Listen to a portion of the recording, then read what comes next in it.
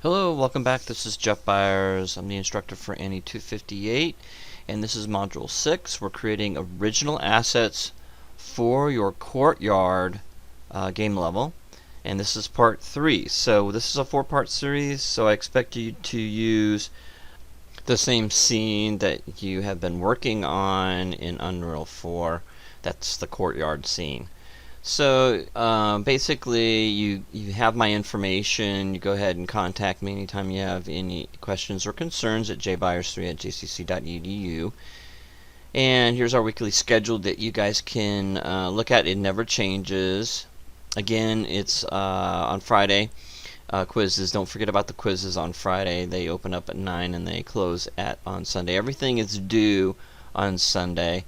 The only thing that's due earlier in the week is the discussion, which is due on Wednesday. The initial post that you have is due on Wednesday, and then your 2 other student responses are due on Sunday night. Alright, you guys know all the rest of the stuff. Let's take you through the overview.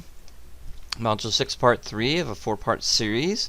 In this module you will model and texture 4 original props, assets for your courtyard level, following the style and theme of your mood boards, and of course the floor plan of Module 4. You will create a construction sheet following examples given in this module and present your construction sheets in Module 7 discussion post.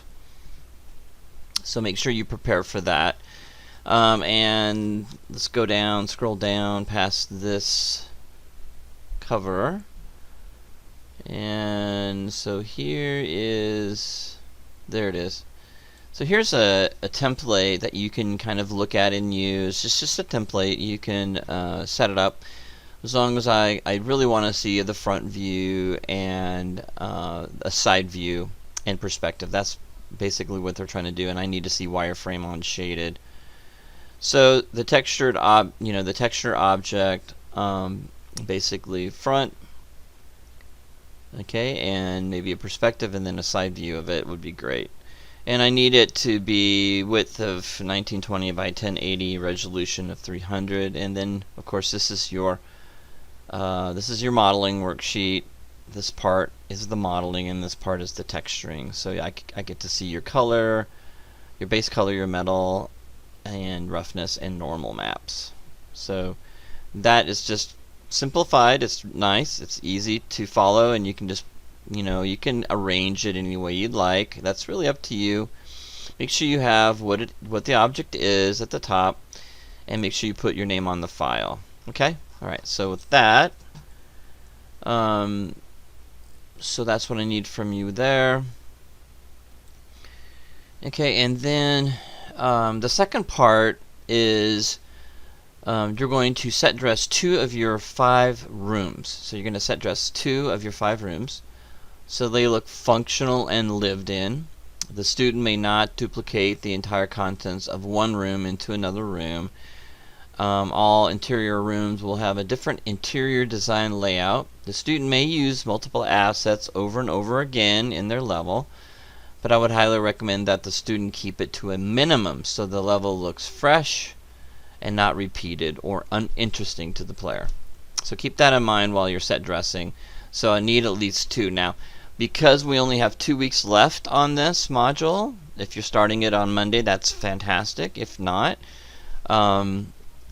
again, it's not challenging to do, it's just time consuming. So this is more of a time consuming. You're going to be modeling stuff, and some of you love to model and some of you love the texture, so this will be really easy for you.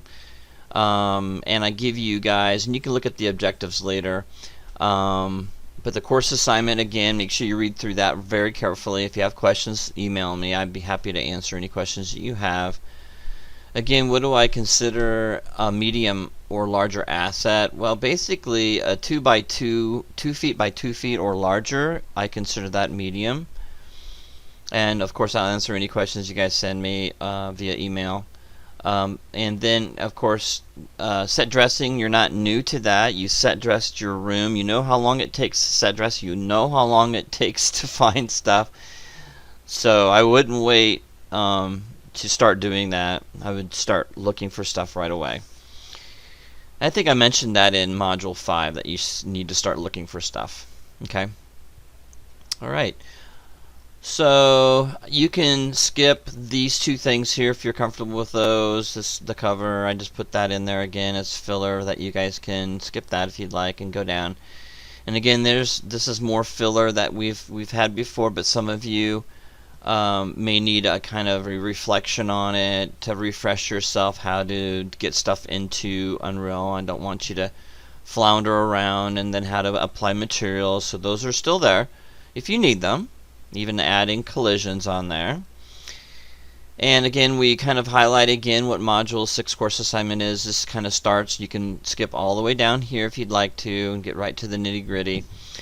So we get right into, okay, I need 4 medium-sized assets. Now these can be, and these are just examples here. I'm not telling you what to do, what you need.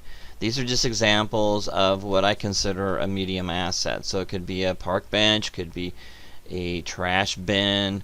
It needs to fit your style, and it's up to you. I can't possibly I can't possibly have examples of everything you guys are thinking. That's up to you to find these references, but these are just ideas that you could look at if you need help trying to get started. So park benches are always awesome to have, depending on your courtyard. I have no idea if you need those or not. And then of course you got the regular barrels and crates that are totally overused, but I'm sure some of you will want to have some of those in there if it fits, right? And then we have the game asset construction sheet that I want you to follow as a template. Now I'm not telling you this is what you need to model. I'm just telling you this is what it should look like if you need something. I need you to show the front, a side view, and a perspective view of the fully textured model, and it can be rendered in any software that you like. You could use Marmoset if you want to render it, and then I need a wireframe on shaded, or excuse me, wireframe on texture of that same model. Okay, and I also need a texture sheet basically off to the side here. And you need to show your color, your metal, and your roughness, and your normal maps.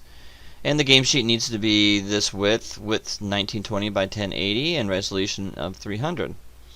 Now you can go larger, but don't go any smaller. So that meaning that if the width is 1920, if you want to go higher with this number, you can go larger than this number if you want to.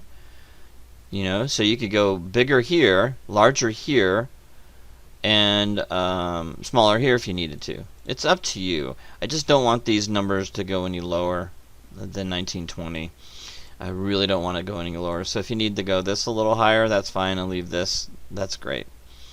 Right? So, alright, so resolution of 300 DPI. And these are just modeling tutorials if you need help to get started. I've got some modeling tools in Maya 2020 that you may want to look at. It's up to you. You may be very comfortable in Maya and not need to watch any of this stuff and just go for it. And I'm okay with that. You can skip all of this stuff if you need to. These are just ideas, and I might even add to this, over the weekend before you guys even see this. So you might see some extra ones in here. And again, once you get your models completed and textured, and you have all the model sheets done, then you need to start working on set dressing your 2 rooms. Okay, basically this will be split up, and you can see we've got some other tutorials in here. Again, review tutorials, right? Review tutorials on how I set dressed and all that stuff. If you forgot, if you need help with that, you can rewatch those. I put those in there for you. And when you're all done and you know what you need to go ahead and what you're going to be getting graded for. So let's say you get the set dressing done for the 2 set dressing pieces done. Basically it's cut in half. So you model and texture the 4 original props. That's worth 20 points. And then it breaks up into, okay, so now you got your set dressing done. Did you get all this stuff done for me? Okay. Alright, so just basically 2 parts. This will be worth 20 points right here, and this will be worth 20 points right here. right? Alright, to break this down even farther, if you only get 2 original props done, that will give you 10 points. And if you only get 1 room completely set dressed, that I'll give you 10 points. You see what I'm saying? So it's one of those things that just do the best you can in the amount of time that you have. And then deliverables, you can read exactly what I need to have, and then I've got again, this example of what I'm looking for in a game asset construction sheet and this is just for 1 asset. You need to have 4 of these completed and the assets completed. And here's a room of an example of how a set dress room looks design wise. And of course, if this doesn't fit your theme, if you want it to be more business, then you would have office furniture in here, and etc., etc. So it's got to fit your theme that you set up. So the hardest issue is just going out and finding these models, making sure they're going to work in your scene. So that takes time. That's the most time consuming. And I'm not saying you can't reuse the stuff that you found. You surely can. You just need to design the room and dress the rooms differently than what you did. I don't want you copying and pasting. That's just way too easy, and duplicating each room and throwing it together. I won't accept that. So I don't mind if you take this couch and put it somewhere else, and just set dress it a different way. It's just more interesting when we're playing your level. Okay? Alright. So keep that in mind. It's not that you can't reuse stuff. I want you to. It just needs to be designed in a different manner. We don't want rooms to look repeated when you're going through your level and playing your level. You don't want that. And you don't want every room to have the same theme. I mean, obviously, you don't want, unless you're running a hotel. That's the only time you'd be able to get away with that. Plus, you don't want to have the same design layout. Obviously, some hotels do that. But you might have a suite or something like that. So try to think outside of the box. Okay, and I appreciate that. Well, anyway, good luck to you this week, and I will see you in Module 7. Remember, this is the Module 7. We're going to finish everything up. So the more you can do in this. This is minimal. I'm asking you minimally. You need to have 4 props done, model and texture for me, and 2 rooms set dressed. If you can set dress all 5 rooms, you don't have to turn in, all 5. I just need 2. Then you're ahead of the game. Okay, you know what's coming. I'm telling you what's coming is that you're going to have to add cover. You cannot have dead spaces in your courtyard. Basically what I'm going to look at is if you have a space of 30 by 30 feet that is totally empty, be careful with that. Anything bigger than that, dead space, is really a no-no, because you need to add some kind of cover, okay, whether it be natural or because if you look at your cover, they can be trees. That's natural cover, right? So think about risky versus safe cover. That's why I went through all this again. I put this in here because you guys can start thinking about how to add cover to your scene. Okay, cover is really awesome, and it's great because it allows you to, before you can move forward, gives you some type of relief from pressure from the other opponent. All right, so this really helps you. It depends on where you put it. Now, again, people overuse crates and barrels, as seen here. So think about other things that you can use, like desks and stuff like that. Now, obviously, that's not something you'll have. But if you find a car or something outside, that's interesting to look at too. So find some free stuff. Fencing is really fun. Bushes is a great natural cover. It's risky, but it's still fun. And then, of course, plate glass windows are really risky, but fun, and stuff like that. So just look through this cover again. It might give you some examples of some fun cover that you can use in your scenes.